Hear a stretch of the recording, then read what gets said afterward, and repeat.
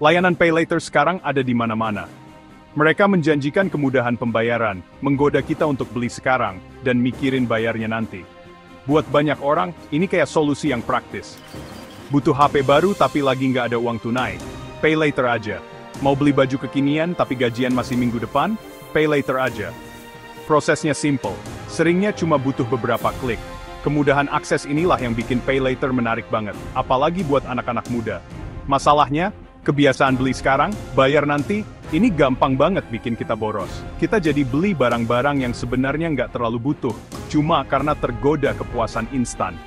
Tiba-tiba, gadget mahal atau baju trendy, itu rasanya nggak terlalu mahal. Kita bilang ke diri sendiri nanti aja bayarnya, tanpa mikirin akibatnya. Layanan Pay Later itu memanfaatkan keinginan kita untuk dapat sesuatu secara instan. Mereka mendorong budaya konsumtif, di mana kita terus-terusan dibombardir dengan pesan untuk beli lebih banyak, punya lebih banyak, dan jadi lebih baik.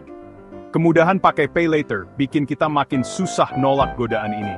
Kita cari pembenaran buat belanja, meyakinkan diri sendiri kalau kita pantas dimanjakan, atau kita harus ngikutin tren terbaru. Pergeseran dari kemudahan jadi kebiasaan konsumtif ini terjadi pelan-pelan. Awalnya kita beli barang-barang kecil, merasa semuanya terkendali. Tapi, begitu terbiasa dengan kemudahan Pay Later, kita cenderung belanja lebih banyak lagi. Kita terjebak dalam lingkaran utang, terus-menerus berusaha mengejar pembayaran. Biaya sebenarnya dari Pay Later seringkali tersembunyi di balik daya tarik awalnya. Begitu tagihan mulai menumpuk, kenyataan kondisi keuangan kita baru terasa. Kita kesulitan ngatur banyak pembayaran, masing-masing dengan tanggal jatuh tempo dan bunga yang berbeda. Kegembiraan awal saat belanja udah hilang, digantikan dengan stres dan kecemasan karena utang yang menumpuk. Banyak layanan Pay Later punya biaya tersembunyi, kayak denda keterlambatan dan biaya administrasi. Biaya tambahan ini nambah cepet, bikin kita makin susah keluar dari lingkaran utang. Apa yang awalnya jadi cara praktis buat ngatur keuangan, sekarang malah jadi beban, ngaruh ke kemampuan kita buat nabung, investasi, atau bahkan memenuhi kebutuhan dasar. Beban keuangan dari utang Pay Later bisa berpengaruh buruk ke kesehatan mental kita. Khawatir terus-menerus dan tekanan buat bayar utang bisa bikin cemas, stres, bahkan depresi. Kita mungkin merasa malu atau nggak enak hati sama keadaan kita, jadi susah minta bantuan. Masalah keuangan seringkali berhubungan sama masalah hubungan, susah tidur dan susah konsentrasi. Stres karena utang bisa ngaruh ke kinerja, hubungan kita sama orang lain, dan kesejahteraan kita secara keseluruhan. Penting diingat, kalau minta bantuan saat kesulitan keuangan itu tanda kita kuat, bukan lemah. Mencari jalan keluar. Langkah-langkah mengatasi utang Pay Later. Mengatasi utang Pay Later butuh kejujuran, disiplin, dan rencana. Langkah pertama adalah mengakui masalah dan memeriksa kondisi keuangan kita. Buat anggaran yang mencatat pendapatan dan pengeluaran, tandai bagian di mana kita bisa mengurangi pengeluaran. Ini akan membantu kita memahami arus kas dan mengidentifikasi kebiasaan belanja yang nggak perlu.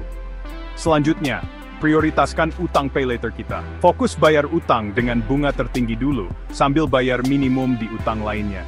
Pertimbangkan untuk menggabungkan utang atau negosiasi sama penyedia layanan untuk menurunkan bunga atau memperpanjang jangka waktu pembayaran. Belanja bertanggung jawab, menggunakan Pay Later dengan bijak. Layanan Pay Later nggak selalu buruk. Mereka bisa jadi alat yang berguna buat ngatur keuangan dan belanja kalau digunakan dengan bijak. Kuncinya adalah memperlakukannya sama kayak kredit lainnya, dengan hati-hati dan perencanaan yang matang. Sebelum pakai Pay Later, tanya diri sendiri, apa aku beneran butuh barang ini? Apa aku sanggup bayarnya tepat waktu?